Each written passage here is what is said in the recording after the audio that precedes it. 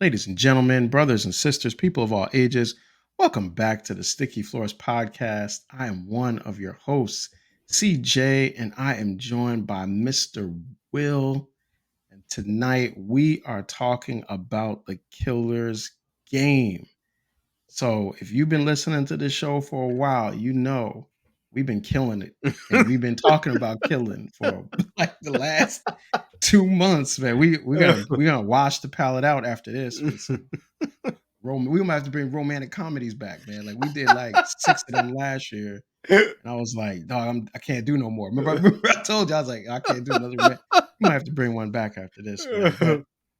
But before we jump in, man, just to remind everybody, we are coming to the end of October, and we are looking to get to 300 subscribers by the end of October. Big props and big shout outs to all those who have signed on over the last couple of months. Yes, indeed. We've really seen a growth in our number of subscribers. But we got goals when we're pushing for them, and it's not over until we get to the 31st. So please continue to subscribe and share with other people who you think would be interested in the show. As we are recording this right now, we got our Blade show. Yeah. So check it out. That was, I think that was one of our best ones. A lot of humor, a lot of jokes, and some good content. So please check that out. And just let our audience know we typically do our seasons in 11 episodes. And next week's episode, which we will be doing, well, I'm going to save it to the end, but next week's episode 56, will be our last one in season 5 before we take a couple days off. So just to let everybody know that's what's coming up. So with all the housekeeping stuff done, Yes, I'm gonna sir. kick it over to my man, Mr. Will. Mr. Will, this was the Killer's Game is one of your picks, man. So tell us, like, why'd you go with this one, man? Yeah. Quite frankly, I was watching TV, saw a commercial, was like, eh. Then I was like, yo, we really need some new movies on the docket. You know what I mean? Like, I think the viewers would be interested, and I myself would be interested in going back to the theaters a little bit more frequently than what I have been. And then, I was like, why not? You know what I mean? Like, Mm-hmm. any movie will do at this point, as far as like the theme of killing. And I was like, let it be something recent. That was the unspoken. That's a shadow theme of the Yeah. last couple. Yo, so I got to tell you, man. After like 55 shows, man, I figured out what your favorite genre. You've actually created your own genre, Which is which is calamities, man. comedies. Calamities. It's movies where there's killing and jokes.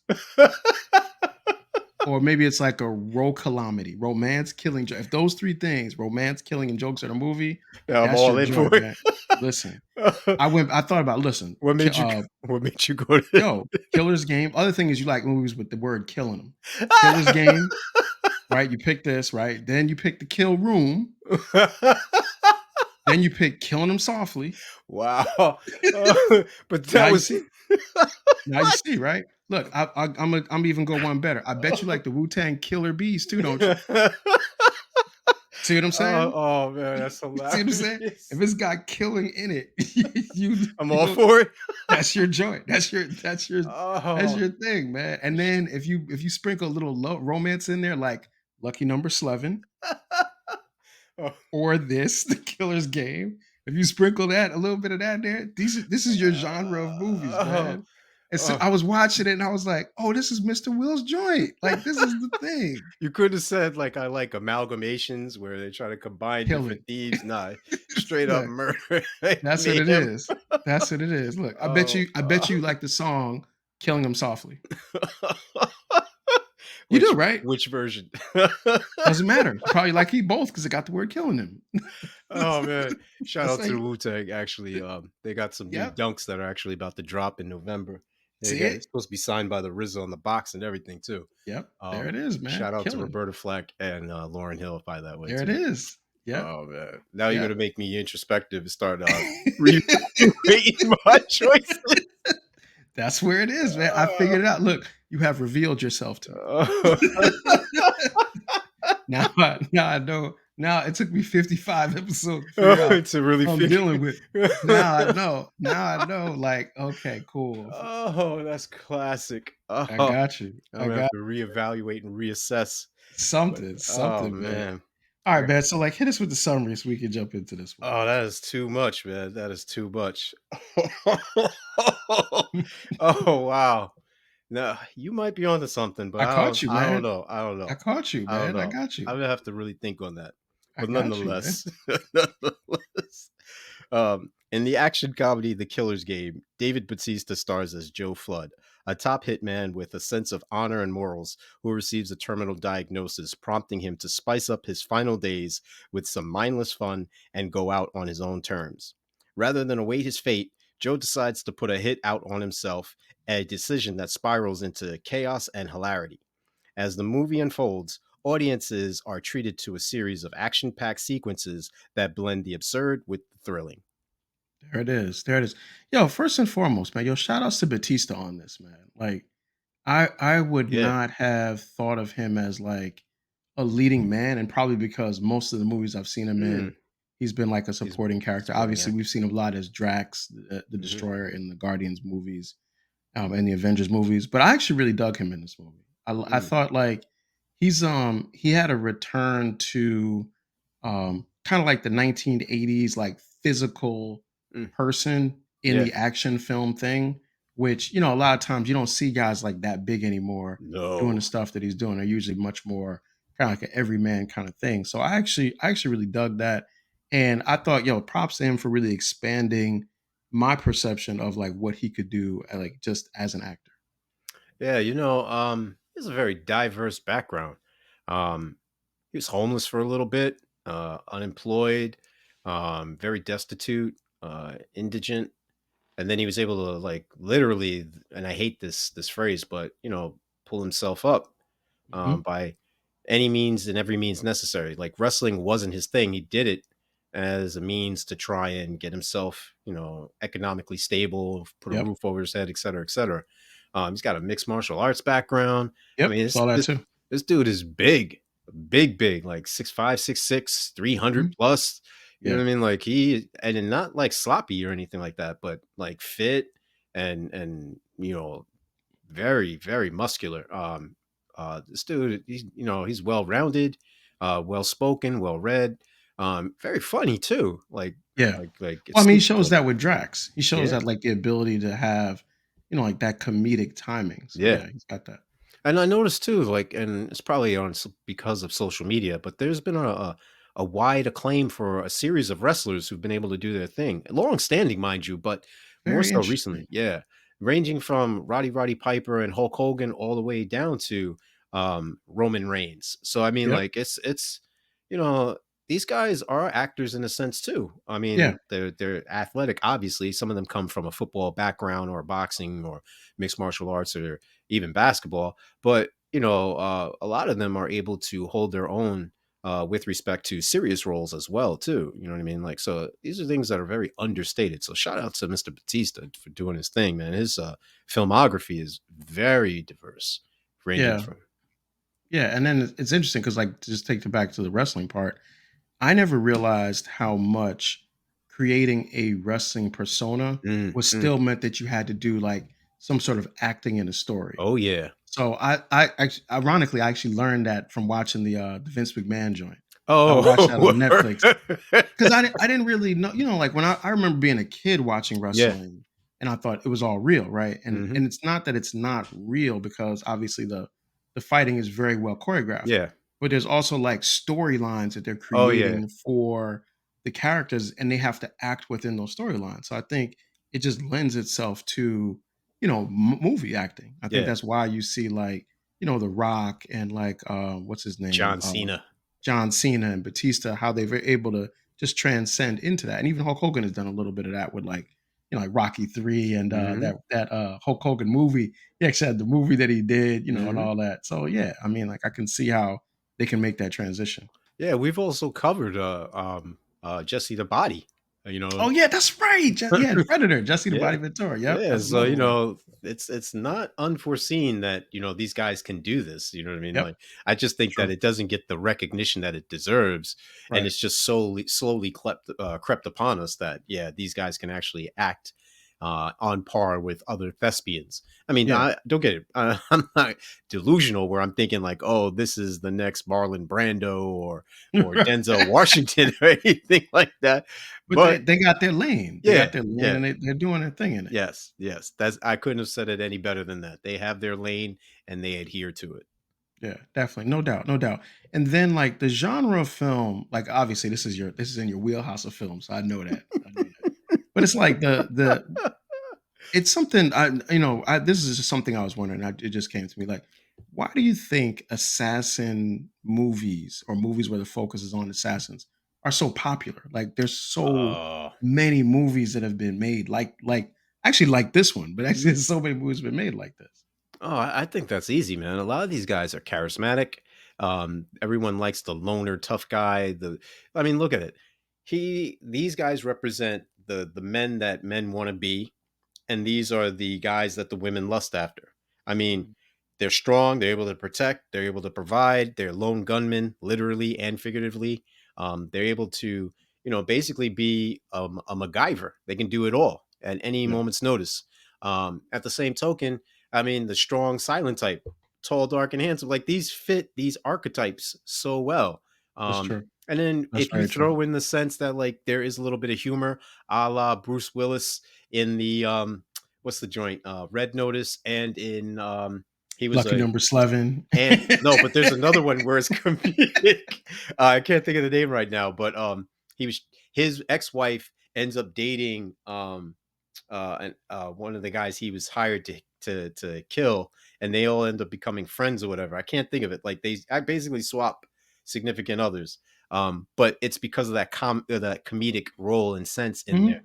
that they're able to tap into. So it's like, oh, it's the best of both worlds. You can be serious at 1 minute and dark and creepy in the other. You know what I mean? And then Yeah. funny in between.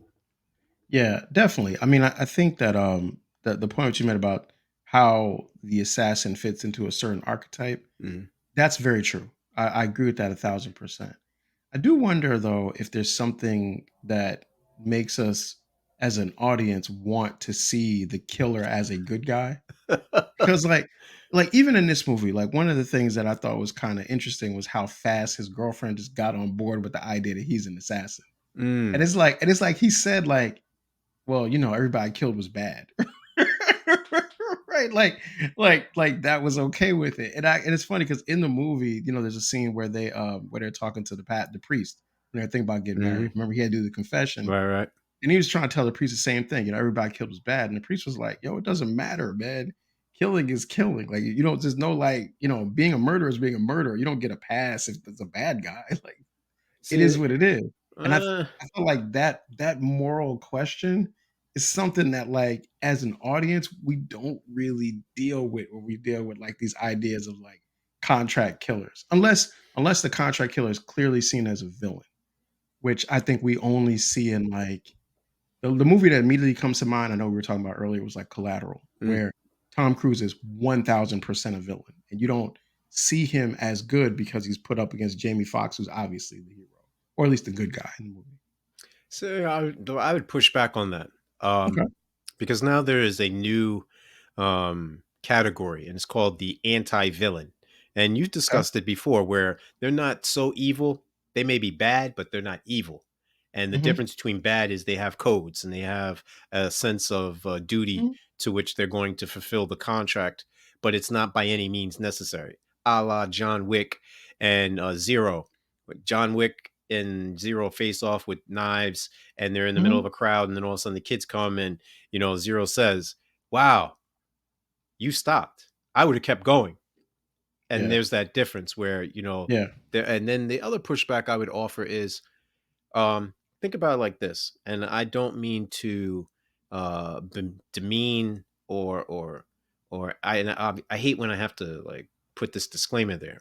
But again, somehow, some way, like Ta-Nehisi Coates mentioned in his CBS interview, you have to somehow try and cover all bases and any and all contingencies that may arise.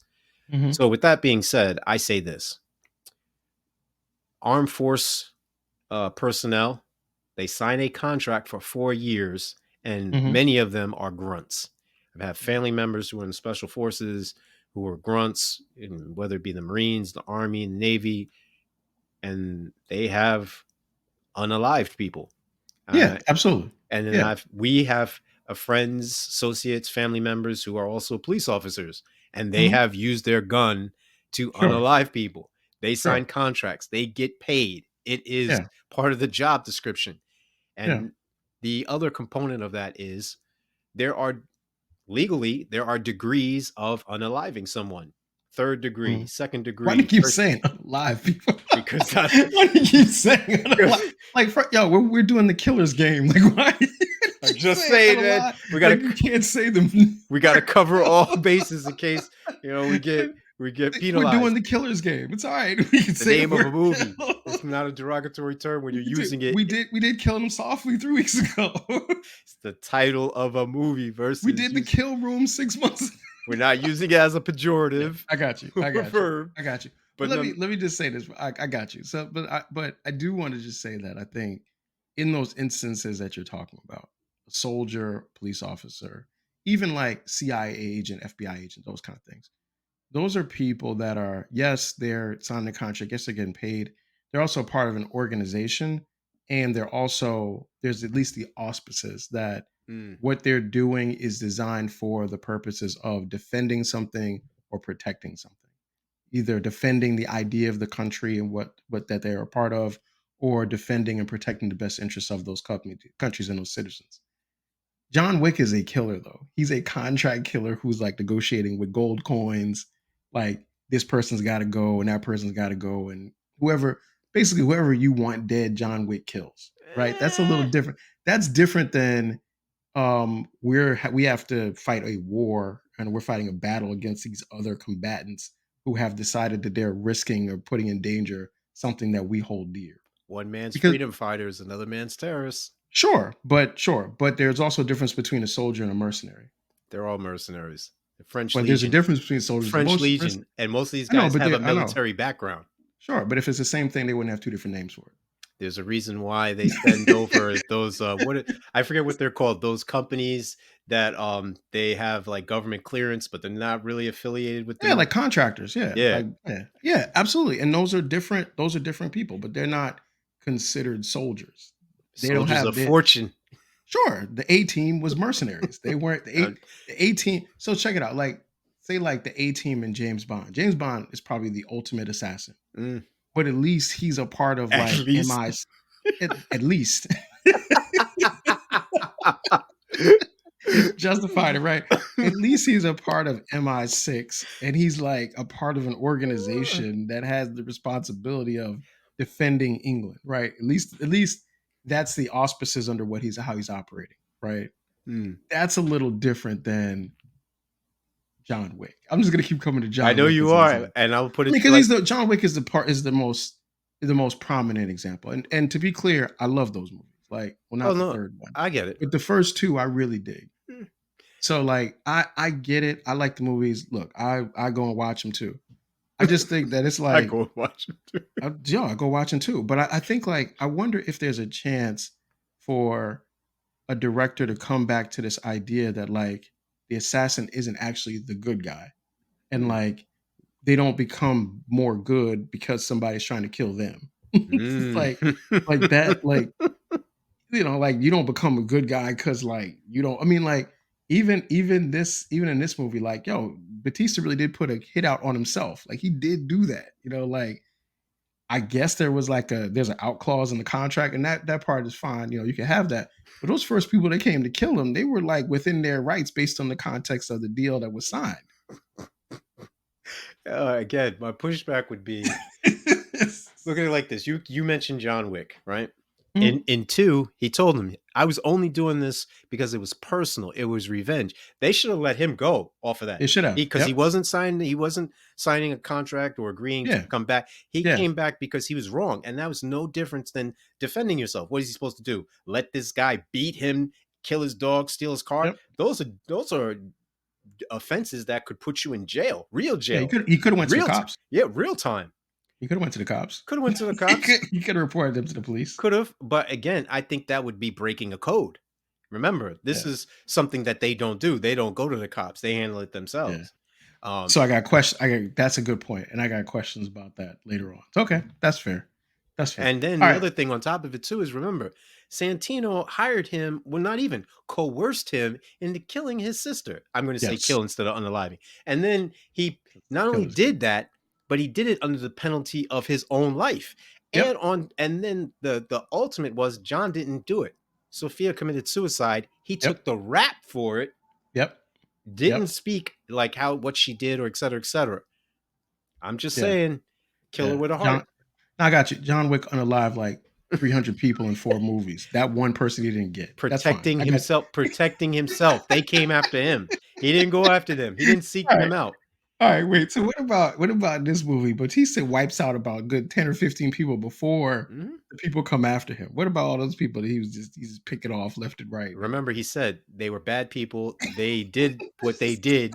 So therefore, it was just up to him to make the arrangements between them and God. Okay. All right. Think. Okay. You follow comic Okay. books. Think of the Spectre. I got it. I'm I just got it, saying. man. I got it, man. You know, criminals got parents too, man. And the movie I was thinking of was Whole Nine Yards. And maybe his parents trained him how to be killers. Yeah. The- Maybe so. Maybe so. Maybe so. All right. So yeah, man. So so the other thing is like I wonder if the assassin genre is kind of tapping out now because nah. you don't think so, man? Like we Mm-mm. like Ballerinas in now stores. you're I'm right. telling. That's what. No, You're no, right. no, Good point. no. You're right. You're right. Good point. And we're all waiting on John Wick 5. Isn't He's he? he's not dead. I thought he was dead. He's not dead. All right. All right. So in this one, man, what you got a couple of points that I know you wanted to bring up too as well. Yeah, I think it's just more so about the overall theme of illusion being a choice. Um, Here's someone who tries to take his own fate in his hands, and feels as if it's my time to go, then I should be able to control when, where, how. And Yep. I think that's a widely still contested issue in this country, let alone the globe, where you have individuals. Dr. Kevorkian, for some reason, stays in my head Yeah. with Who respect to was this topic. helping people Yeah, suicide and it commit shouldn't suicide. be, because this is something that predated him. Um, and there's reasons why major religions say that it's taboo and it's a sin, et cetera, et cetera. Um, but I think the fact that we delude ourselves into thinking that we can actually do or say whatever it is that comes to mind, and dictate terms. Life doesn't have that. The only thing that is inevitable is either entropy or atrophy. You call it whatever you want, death. But that's the only change is certain. It's just whatever form it takes. Yeah. And I think actually that's a point that Ben Kingsley's character was trying to get Batista to understand, which is like you're so focused on the ending Hmm. that you're not thinking about the right now and the what's continuing. Yeah. Because like, obviously the plot goes on because he thinks he's got this terminal illness. Yeah. But I think the point that Ben Kingsley's character was making to him the whole time is like, yeah, you might have been alive, but you haven't really been living. Right. And Just then when existing. he starts living, then he thinks he's dying. So then he wants to bring a close to it when really he could have tried to do it a different way. And that's crazy too, because I have my father is actually one who's like, he told me a couple of things, but one that stands out is he would not want to lose or have amputated any of his legs. Um, he's very adamant. So I was like, Dad, if you got gangrene or something like that, you're telling me that you want me to tell the doctors to let you ride it out if you can't speak for yourself? And he was like, yes. Yeah. And then it also makes me think of this story that I just recently read. Unfortunately, it's pretty tragic. It took place, I think, last year, 2023. Yeah, in which a gentleman, he had a cardiac episode, um, brought to the hospital, et cetera, et cetera. And the doctors came, talked to his family, basically said, "Hey, this is it. He's essentially and unfortunately not going to make it. Would you be interested in donating his organs?" Mhm. Well, family signs off because everybody trusts the doctor. The doctor's right. Well, Not in this case, buddy. The doctor was raw They go to harvest his organs, and the guy wakes up during the process. during the process. They go, and That's then like a Hayden Christensen's movie, then man. this is real life. Then they go, and that movie was dope too, by the way. Unfortunately, I can't believe his lady was going to do that to him. Grimy, but nonetheless, um, goes then back into the room, the recovery room, et cetera, et cetera. His sister's taking care of him. They have a major lawsuit out. Matter of fact, Congress is even hearing it Hmm, presently with respect to that. Just unfortunately, I can't remember his name, but I don't even think that's really relevant. The point is that these things, mistakes happen. People are fallible, yes, but can't afford something to this degree. And then yeah, on par with the movie, he gets this unfortunate news from a doctor he's trusting. yeah, All of a sudden, my life's on the line. I got a bunch of killers coming after me, yeah. It was dude. a bad diagnosis. Hey. Like, yeah, yeah. It wasn't. I know it's like kind of like a comedy action movie. Mhm. The one line that did make me laugh a lot was when he was like, "I should kill the." He's like, "I should kill the doctor Doctor. for doing bad diagnosis. Maybe I need glasses." Just like, just life is on the line. So Yeah, yeah, man. I get that. I get that. I do. I actually really liked one of the things. It's in my cake, so I'm not gonna bring Yeah. it up. I almost got ahead of myself there, Yeah, there you but go. yeah, I almost got ahead of myself there. But like it is an interesting like just kind of movie around the ideas of like life and death, and it obviously gets ramped up a little bit when he finds out that his girlfriend is pregnant, Mhm. because then he starts thinking about legacy and future, Yeah, which obviously were things that he wasn't even thinking anywhere near about not at when he all. was out here just wiping out people left and right. And it's funny too because he wasn't even gonna take her number, and then when he did take Yeah, her number, he was gonna throw it in the garbage, and he came back. yeah, Like, that it whole was. indecisiveness. Think about how many times you were contemplating and ruminating over something that you were like, Yeah, should I, shouldn't I? And then somebody or something made the decision for you, and you're like, man, I almost blew that opportunity. I'm yep, glad something interceded on my behalf to make me yep, come to my senses. yep. Yeah, no doubt, man. Hey, Yeah, I mean, and one of the things, man, that another thing I liked about this movie is I actually like the romance between Batista's character and his girlfriend. So it's Joe Flood and Maze. I think that's how I pronounce her name. mm-hmm. Yeah, I like that. I thought like they He seemed calls like her two people. Maisie, though. Yeah, Maisie. Okay, cool. I think they're like their romance is like they got good chemistry. Like I actually really bought them being in a relationship with each other. Sometimes you don't get that in movies, but that one I was like, okay, cool, gold star for that. I could see him wanting to stay alive to keep her alive with him. Yeah, and going back, whole 9 yards. Gotta make sure I get it right. Whole 9 yards. Bruce Willis. Hope he's pulling through, and him and his family during this tough time with his health and all. Mhm. Rest in power, Matthew Perry. He was in that movie. The gentleman's name is Anthony Thomas Hoover, also known as TJ. He's a junior or the second. It's in Kentucky. It's in Oh, the this is news. what you're talking about the Yeah, it's in the person. news Yeah. right now. Okay. And the actress, her name is Sofia Boutella, uh, Hmm. Boutelle or A, I believe. And I'm One just of those. remembering is because um, she was in the Mummy with Tom Cruise. She Yep. was the Mummy princess, and she's been in a few other things, but it seemed like she disappeared. And I was like, she's got some potential. Where'd she Yeah. go? And then all of a sudden, I see her in this. So shout Well, out to she was her. also in the Rebel Moon joints. Yeah, yeah, yeah, yeah. Yep, yep, That's the last time I saw it, because I was like, I was watching, I was like, "Man, where have I seen this yep. from?" And then something like some sort of action thing she did, it reminded me of the character from Rebel Moon. And I only saw the first one of those. So we don't have to we don't have to spend too much time getting into those joints, man. Yeah, But she was also in the Star Trek joint with Chris Pine, where she was the alien on the planet where Idris Alba's one of the I want to say early on Star Trek pioneers, but his mhm, whole crew gets turned into a bunch of aliens and they live like hundreds of years and they're trying to get off of Earth in order to exact their revenge plot against the United Forces, planetary forces for leaving them stranded or not coming to their rescue or so some just mystery. as a so I got a quick question for you. So Mhm. do you watch Star Trek movies too? Oh yeah, yeah, man, Really? yeah. I've never watched I don't think I've ever really watched a full Star Trek movie. Are you serious, That's serious. I dude, know man? this little fun fact about me. I Wow. I love the Star Wars movies, obviously, Hmm. but I've never watch a Star Trek movie, Wow, actually. that's tough. I I've think never it's I mean, like, I've seen parts of them, yeah. but I've never actually watched a full one.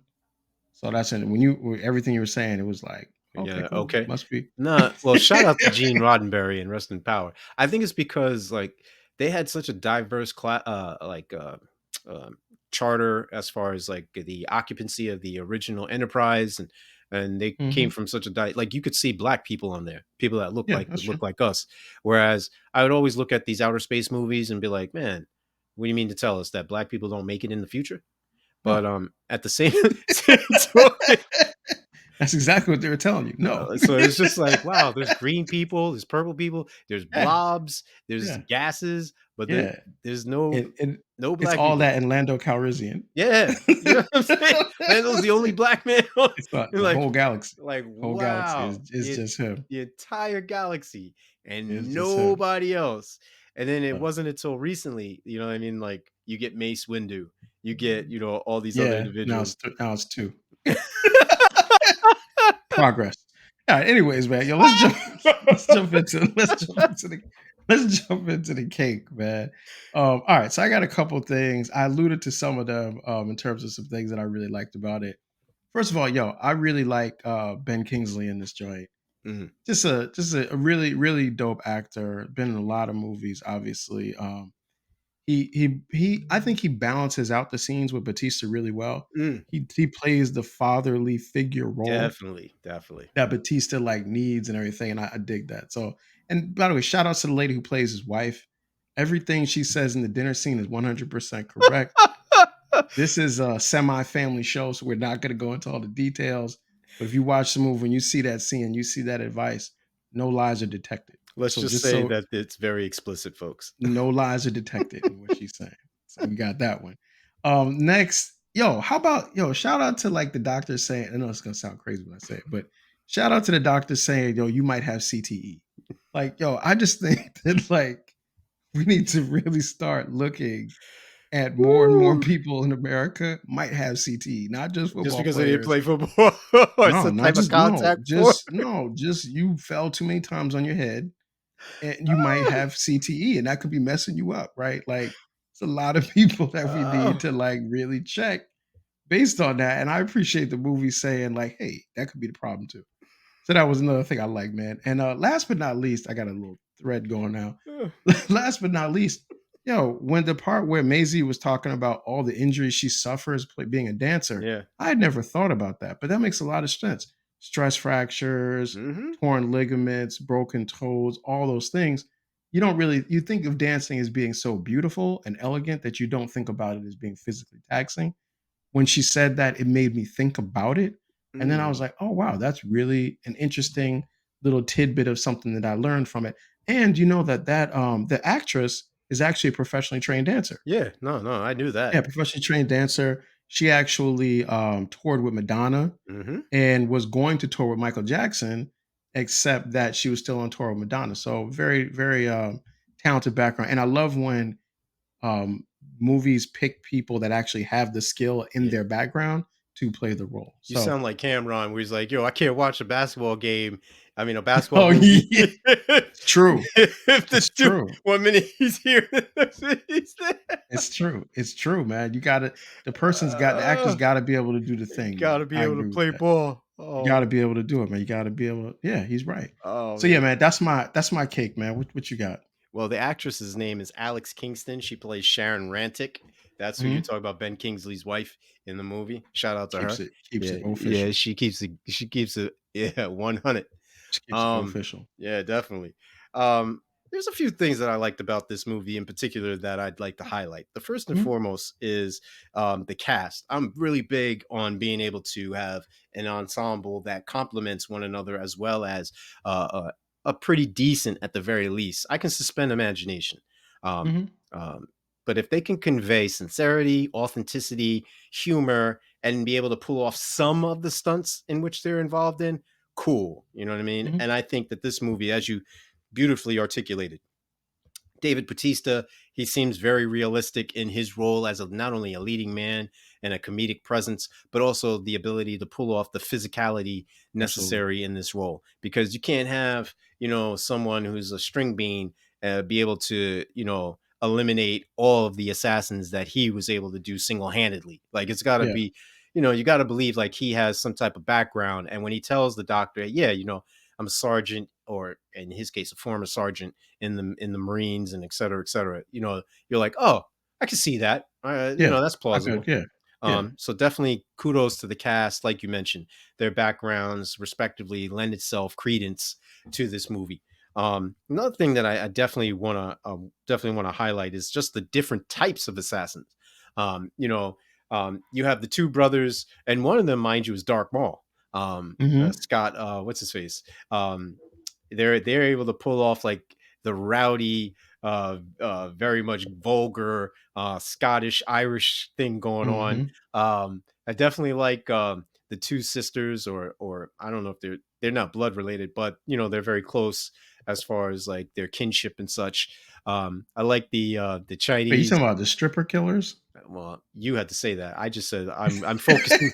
I'm focusing more on the camaraderie Okay. aspect, Yeah, you're right. No, you're right. You're right. No, you're right. You're only right. because they All right. remind I me of that apologize. You're that right. RZA movie where with the man with the with the iron fist, where it had the yin and the yang, and they Hmm. were a tandem. I kind of like it when there's like groups that are Yeah. efficient in whatever it is they do. Just the styles and the contrast between them. You even had guys on motorbikes, et cetera, and you even had, Hmm. and besides Drax the Destroyer in this joint, you got Mantis in this joint, and it Yeah. is really like weird seeing Palm in a totally different role with no Hmm. makeup or anything like that, doing her thing. But she's also been in a couple other movies that I happen to like as well. So, and then last but not least, the movie doesn't take itself serious. Like it prepares you, like this may have some serious elements, but we're not going to divulge too much of information here as far as like that side of like the hedonistic aspects of it. But let's just say like it diverts your attention when it needs a break from the monotony of life and death and doctor Killing. procedures and things of All that the ilk. killing. Yeah. Yeah. From all the killing in the killer's game. Imagine that, right? Well, at least it doesn't disappoint. It's a lot of killing in this movie. Yes. That is Yes. that definitely happens. All right. So all And right, so that's shout out to Terry Crews, mind you. yeah, Terry, yeah, right. Terry Crews, it's it's it's funny, man. He plays a role that absolutely fits him. Yep. Yep. Yep. I absolutely believe him That's in what I'm that saying. role. The authenticity in It which works. and Yeah, it works so well, man. I absolutely believe him in that role. yes. So Yep. shout outs to him for that one. All right. Things I didn't like. So it's funny, man. Like I can see we're going at this from two different angles right now because like some of the things that you really liked are some of the things I didn't like. I thought like the violence. First of all, like I thought the blood looked fake. Like It's the supposed blood to looked like it was intentionally. digitized. It was. Yeah, but it was something about that that I now I sound crazy. Something about See? it I didn't like See? about that. It just felt like very over stylized. And I don't know. That's just something that I just don't like. You know what it is, man? You remember when we did Monkey Man, and Mm, Monkey Man is like got this like kind of gritty violence to it yeah. that's like everything is violent and it's bloody, but it feels really real and it Mhm. feels like the blood is on you, like the blood Mhm. gets on him. All these people in this movie, they all this killing, nobody gets any blood on them, nothing. There's no Mm. like you stabbing somebody, cutting throats, no blood on you, never. Like that's impossible. You know what I mean? But people whole head get exploded, nobody, no blood on nobody. Just no one's like, oh my God, there's blood on my forehead. No one, never. Like Batista's blood in this thing on top of my head. None of that. None of that happens, right? Whatever. That was a little over style violence for me. Um, there's too many. I thought there were too many assassins actually. Like Really?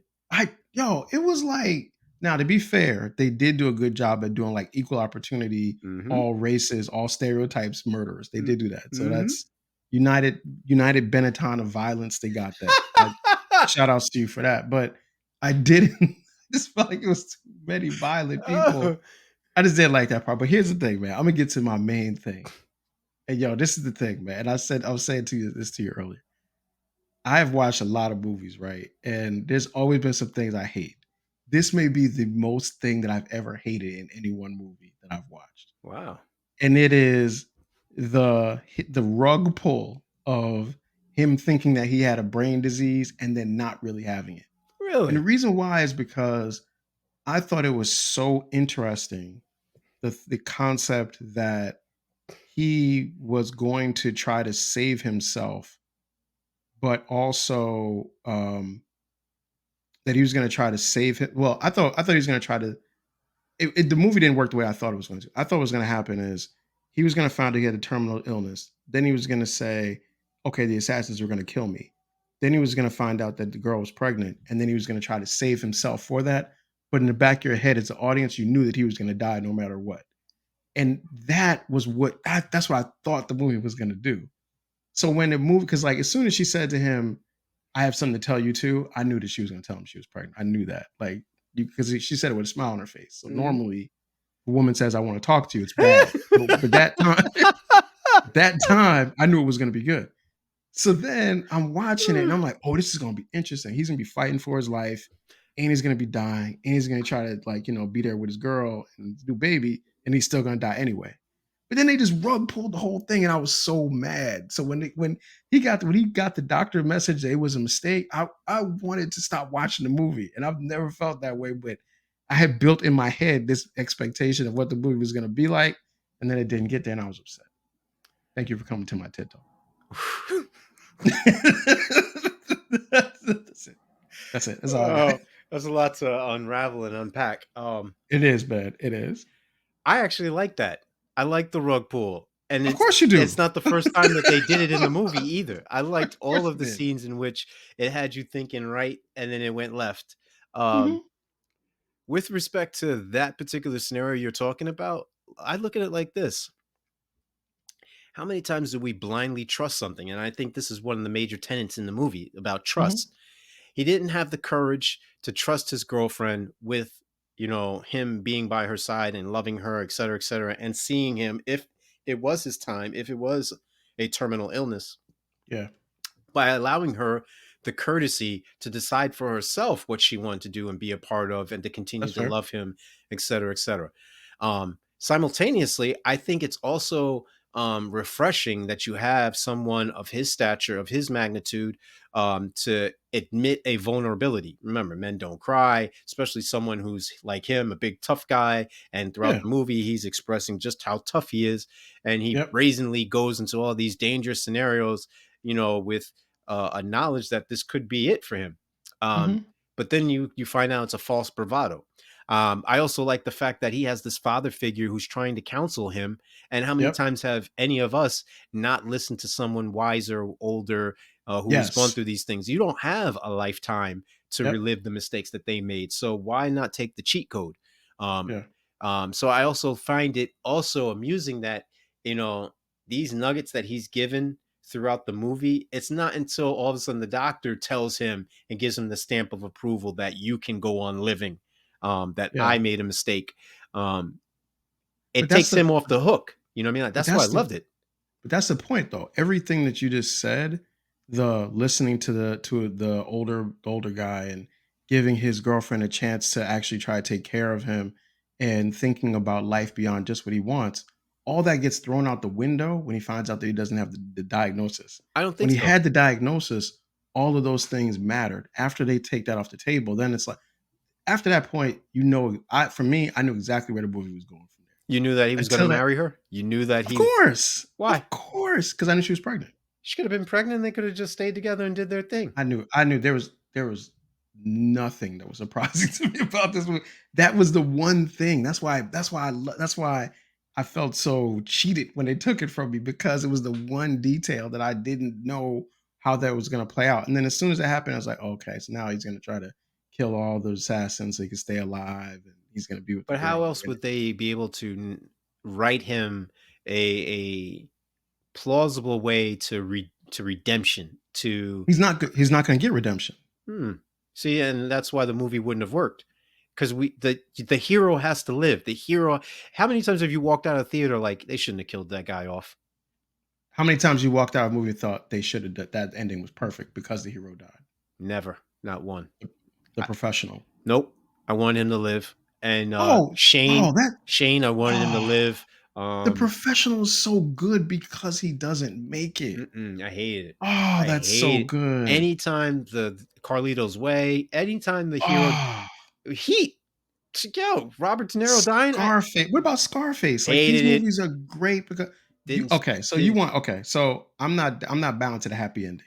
I For am. me, the happy ending is not when it's happy. I'm not happy So when I am so not happy when the star I'm gets killed. happy. I'm Mm-mm, happy with the unhappy ending. mm-mm. That was like, oh, I mean, like, I think those movies, like, I mean, we'll one day we'll talk about those. I don't want to belabor that, No, but that's the thing that I did. no, the movie That resonates I with just that. wanted them to have that. I wanted him to have like I'm doing this, but the ending is still the ending. Nah, the I movie love that. resonates with respect to cherishing life, prioritizing family over commodities and things of that ilk. However, I think it reinforces it when you can say, if we're talking about family, the family unit, the structure has to remain intact. And if you are a heterosexual, then it's man, woman, and child. And it can't be another single mom. I don't want to see that dude singing like, yo, you let him hit it raw. Now you're a single mom. I don't want to see that. What? Yo, what does that have to do with him just getting the diagnosis being right though? Oh, All right, let me just ask a question. So let's say the diagnosis is correct. mhm. How does that make the movie not good? How's the movie not good at If that? the diagnosis is correct, then basically we're dealing with another 3 days. That's the, movie I with don't know how Kevin. long. I don't know how much time he has.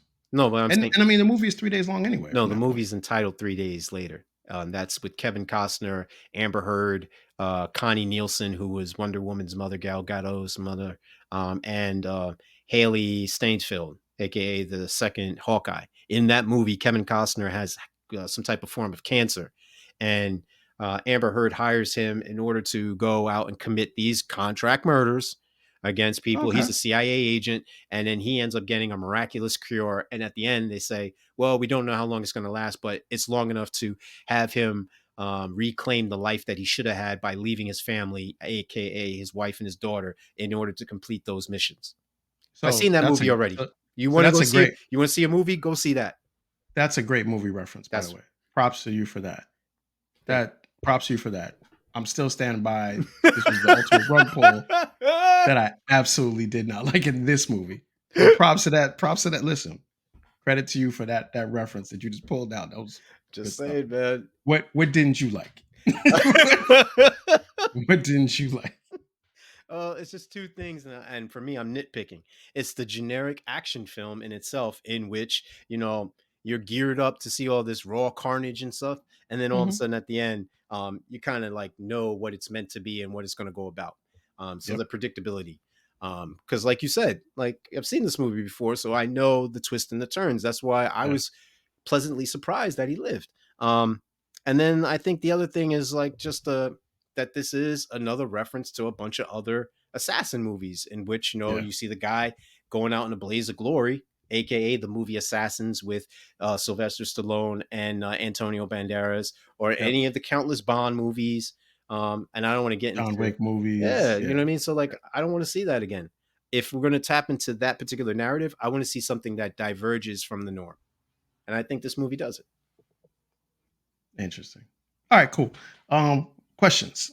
Let's Yeah, get into that. I yeah. got a couple for you. All right. All right. So the first one I got is this, man. And this is like a reoccurring theme in the movie. Mm-hmm. Okay. Does it really make sense for anyone to share with their significant other that they are involved in a criminal enterprise? That's tough. I watched this one joint where it was like, I think it was like a YouTube joint or maybe even IG, but either way, it doesn't matter. It's out there somewhere.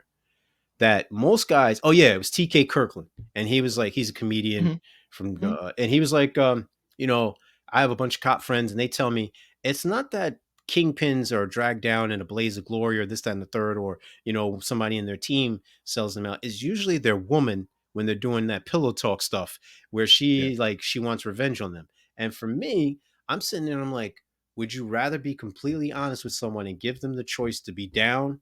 This way you know what they're about. Or do you want to constantly lie to them and then they are like, yo, I'm going to be on some vindictive stuff because our whole relationship was built on quicksand. You didn't trust me Yeah. enough. You didn't give me the opportunity to decide for myself. You thought I was a child. Yeah. I also want to put this disclaimer out there for all the women in the world like that are listening to this show right now. If you ever start dating a man and he is in fact a contract killer, don't continue to date that man. Just this is a disclaimer that I'm putting on this Public announcement. because here's what you don't want to do in life. What you don't want to do in life is have an argument with somebody that gets paid that kills people for a living. No, That's not going to work out well for you. no, not at all. Don't do that. Like don't like and by the way for men too. Oh Men yeah. out there. Oh yeah. If you ever happen to be involved with a woman who's a contract killer, absolutely do not continue to date that person Matter of fact, what's because the movie with that's going to work out bad for you. Chris Evans That's that he's dating a contract killer? I saw the trails for that. I Yeah. didn't see the movie. But I know Yeah, you're I talking forget about. her name. It was actually Don't pleasantly entertaining. Yeah, don't do that. That's going to set you Yeah. up. All right, next question I got for you. All right. So what is I mean this like you said, this notion has been explored many times, but Mhm. how do assassins actually get out of being assassins? Like what is the exit strategy for that life once you get in it? Well, Jadakiss said gangsters don't die; they get chubby and move to Miami. But I think that in the case of assassins, they go out in a blaze of glory or a pine box. Very few have a retirement plan in which they're sitting in Fiji on a beach sipping mai tais with a nice, cool little fruity fruit inside the drink and all that good stuff. Man, I don't think that happens. Yeah, I agree. I just wonder like how do you get out? You Like you don't, have so much incriminating evidence on so many people. and they want revenge. Right. And then like isn't these people gonna come after you at some point? How Like do you sleep at night? how do you ever get out of it? And Like without doing facial reconstruction and all that. And even then, like money, like you could pay a doctor and be like, yo, tip him off, et cetera, et cetera. And this is the guy, what he really looks like. A la, Yeah. what is it? Killing Face Aces? off. No, no, no. Well, Oh, face Smoking smoking. Aces. Smoking Aces. Yeah, Yeah. when I face Another off, assassin I'm movie. on Everybody's par. trying to kill you. I'm- Yeah, for real, you are. This is at least your genre right now. All right. All right. So this is another great genre question for you. Okay, what is Top 500 okay. for assassins, Alex? Okay. Name your top 5 favorite assassin movies. Well, first, I want you to go first on this joint, man. No, man. It's your question, man. I answer these are your questions. And I don't this like assassin movies. I like science fiction movies. That's my genre. with assassin elements, a la Boba Yeah. Fett. Um, Man, this was really really tough. I mean, like we've covered, and some of these movies were CJ's picks, mind you. Um, but nonetheless, we've covered a lot of action-packed movies, which just coincidentally happen to have assassins in them, a la Mhm. Collateral, a la just recently we did No Country for Old Men. So I don't want to hear that Will's went to the killer Nah, you joint. still back. Look, Pulp Will. Fiction. Every movie you like. You pick Pulp Fiction. Oh yeah, I forgot. I did pick that one. All right, what's your top 5, man? Come on, man. Top five In no assassin particular movies. order, but it's Yeah, no definitely particular these order. That's five. fair. Okay, Um, John Wick, um, classic. Born Identity. Oh, Uh, good one. Yep. I was gonna pull a Dylan, but I'm switching it up. I'm gonna say The Killer with the directed by John Woo, not the one that CJ Yeah, and I. back in the day. Yeah, Yep, the one but back that's in the day. because Yep, Wu Tang references, of gung course. fu, and all that. So Yeah, and it's got the word killer in it, so yeah, that makes sense. Shocking. Shocking that you picked that. Come on, give me your last two. this is gonna surprise some people. Mr. and Mrs. Smith, um, and and Interesting. and the Angelina Interesting. Jolie, Brad Pitt one. Only Yep. because when I saw that in the theaters, it was really grapping, Mhm, and I was just like really mesmerized by the chemistry. It was so palpable. mhm. Um, They had kids because of that. yeah, what I mean, they got married because of that. You know they what I mean? they got married, they had kids He because of that. divorced Jennifer Aniston because of that movie. You know what I mean? So how is it? You can't fault him for that. And last but not least, I'm gonna say, um, yeah, I'm gonna say Skyfall. CJ was on CJ's Skyfall, list, but yeah, the greatest assassin of all time, yeah, James I gotta Bond. put James Bond on there. Can't, Skyfall is an amazing movie, yeah, by the way. can't That go that's can't go a wrong. definite one to cover, man. Yeah. Alright, just to answer the question back for you, I got John Wick 2, Hmm. Collateral, Hmm. The Professional, Mm. Kill Bill Volume 1, Ooh, yeah, that was a little. and No Country for Old Men. So yes, I got See, yeah, two of the I got movies one. we Yeah, covered are the yeah, joints. yeah. I'm sure. Listen, I'm sure you're going to want to do Kill Bill at some time. We're doing it. I'm sure you're gonna say, "Hey, I got this great idea. Let's do Kill Bill." And I'm gonna say, "Of course, because it's got the word kill in it. Of course you do. Of course you want it." Well, it has All right, one man. of Hit the me. greatest monikers of all time, the Mamba. Yeah, I mean, it's a dope movie. Rest in I remember power, watching that Kobe movie Bryant. theater. Dope movie. All right, man. Go ahead. Hit me with your questions, man. Yeah, so unlike CJ's, mine are a little bit more serious in tone, but Hey, none what the you trying to say about my questions, man? Like my questions is I no, questions. I think your I got to put judgments on them. no, Like no, no judgment. unlike yours that are not serious. I Like think no, this is questions, man. I It's think jokes, CJ's are man. more lighthearted and more welcoming, whereas mine is Okay, more. now you're changing it up to No, make it no, sound a no. little It's different. exactly what it meant. Before Unlike in the yours, beginning, you try to say it like those were the short bus questions, and now these are like the. who's in That's what you first? try. Who's projecting now? That's what you started with. That's what you started with, man. The short bus question. These is the Man, advanced placement club no, questions right now. I- These was the now after the remedial questions that CJ has. Come on, dog. Like I'm asking questions like you are, man. Respect my questions. Ask yours, man. not at all, folks. Ask your Folks, ask your CJ carries the show, mind you, but ask your nonetheless. questions, man. Um, okay, so I'm gonna take one from a little bit of the categories that I have. The first category, Alex, is moral ambiguity. Okay. Um, This is good. I'm all there. right. So, are any of these characters redeemable? Um that's a really good question. Maisie. You think so? Yeah, Please I'm gonna give it to elaborate. Maisie. Please elaborate. Because I think Maisie, like, she's the really not in the world and she gets drug into it. And then she's like, kind of has to do what she has to do to survive it. Mm, They kind of dirty her up a little bit at the end when she's like, could you like maybe just hurt people instead mm, of killing them? But that's fine. But outside of that, I think it's probably Maisie. And I okay. wonder, and then probably she's probably a lot different when she has an actual child. She's like, yo, maybe you should stop doing this. Maybe You you can get a should. job. You can get a job at the gym. You could be a personal trainer. You could do a podcast about being in the military, like Jocko Willink. You could do that.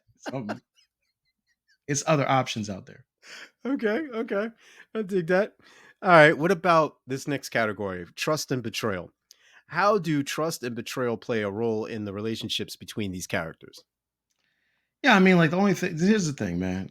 The only person that Joe Flood really trusts is his the man Javi Ben Mhm. Kingsley's Yeah, yeah. character. Hmm. That's the only person he really has full trust with because that's the person that he's really like shared all of his life with. Hmm. Now, interestingly enough, Ben Kingsley has now shared his whole life with his wife. So Hmm. he's kind of showing him Yeah.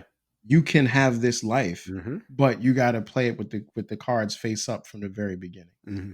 And I think like in the whole movie could really be different if Joe just listens to his man, but of course he doesn't. So that's the real example in the movie. Everybody else is kind of lying a little bit, and even the assassins that act like they're acting following the rules, they're actually breaking the rules the whole Hmm. time to try to get their way. No, I dig it, man. I dig it.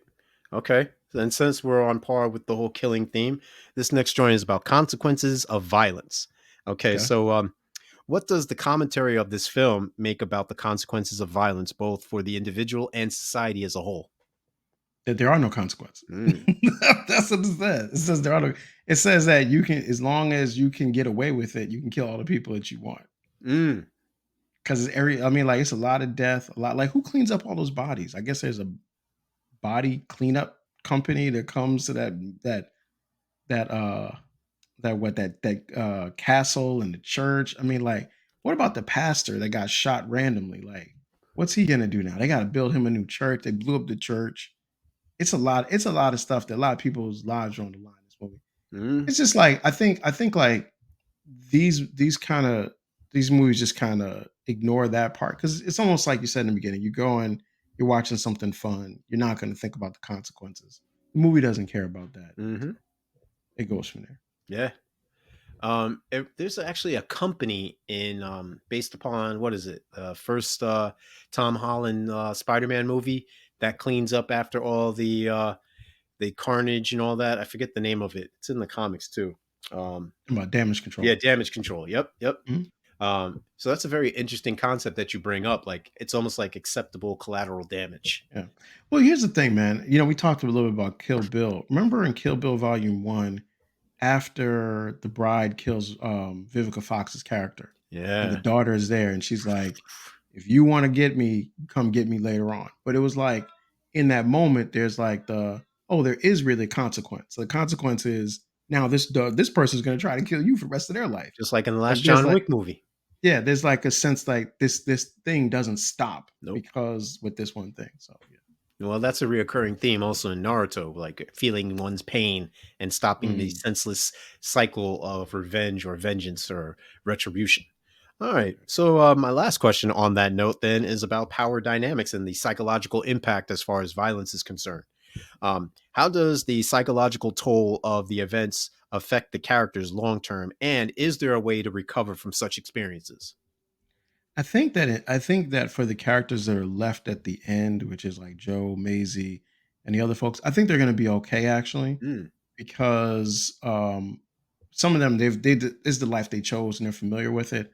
Maisie is the one who's probably going to struggle the most because she's not from that world, but I think she's also not going to experience it anymore. okay. So I think they'll be. I think that they'll be all right. Like that, but like that idea of like what's the post traumatic stress Hmm. of having lived that life for so long. That's a good movie subject, and Mm. it's probably there's probably a movie if we really thought about that does deal with that, but that's not this one. It's not. That's not this one. That's not this one. All right. That's what I got for the questions. All right, man. Let's get into the boxes of popcorn. Yes, sir. So, how many are you giving this, man? Five and a half. No, not even remotely close. Not even remotely close. Going with a solid 3 boxes, and only Wait. because, yeah, it's like this is not the pinnacle or the ultimate assassins movie. This is a good movie in which you want to just unwind, kick your feet up, watch some senseless madness on the What? screen. It does have its flaws. I mean, because like I told you, there are plenty of assassin movies. None. This didn't make my top 5. It's not even in my top That's 10 true. where it's this particular genre has been done better on a more psychological, No thrilling, doubt. No comedic, doubt. romantic aspect. Like John Wick is his undying love for his wife, Helen. She gave it, like he says, the reason he didn't, it wasn't just a dog. This was Yeah. a way for him to properly grieve and a last token that he'll ever have from his wife, symbolizing her undying love and faith in him as a man to continue going on. She's Yeah. giving him permission to not only grieve, but to move forward. How many times Yeah. have you heard someone say, are you going to marry after I'm gone? Are you going to do this after I'm? Why do you think so many people wear black for the rest of their lives? I think that so I got a hot take on that joint, but we'll save that when we actually do John Wick. All I right. got I got a hot take on that. I don't believe none of that. Wow. Woo, woo, We'll say maybe like in 2025 we'll do John Wick because woo. I'm gonna recommend like comedies and romance and like I'm gonna bring it back, bring a whole new Go bring genre it after back. this. But yeah, but I'm gonna give this one 3 boxes too. It's fine. It's like it's fine. It's just fine. That's it. I'm just saying it's fine. It's just fine. What's up? What's up with the summary, All man? right. Yeah, the conclusion and Well, conclusion. folks, we're drawing this to a close, and we're going to conclude like this. With explosive stunts and comedic interludes, the Killer's Game deftly balances action with humor. The evolving relationship between Joe and Sophia adds a layer of depth, bringing warmth to the whirlwind of action. David Bautista's performance as a hitman grappling with love and mortality is both rugged and endearing. In this movie, the illusion of choice is powerfully illustrated through the protagonist's desperate attempts to navigate a high stakes game of survival. Despite being presented with various options, each choice ultimately leads him deeper into a web of manipulation and danger orchestrated by unseen forces. The film ultimately delivers a thrilling ride full of unexpected twists and heartfelt moments, showcasing that even in the world of Hitman, love can be found and the ultimate game changer. Through its blend of mindless fun and heartfelt romance, the movie promises to entertain and engage viewers from start to finish.